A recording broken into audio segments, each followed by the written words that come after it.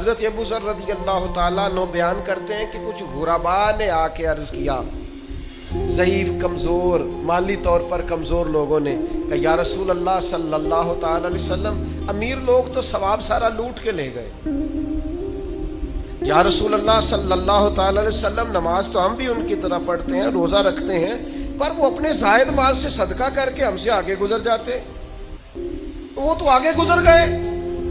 تو کہتے ہیں حضور سید عالم علیہ السلام نے بات سنی تو حضور تو موتی رولنے لگے حکمت کے، کریم فرمانے لگے تمہارا کیا خیال ہے، تم پیچھے رہ گئے ہو صدقے میں؟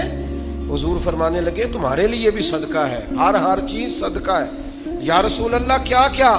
فرمایا تسبیح پڑھنا بھی صدقہ، تکبیر کہنا بھی صدقہ، تعریف کرنا بھی، کیا مطلب، سبحان اللہ کہنا بھی صدقہ، اللہ اکبر کہنا بھی صدقہ، لا الہ الا اللہ پڑھنا بھی صدقہ، الحمدللہ کہنا بھی صدقہ۔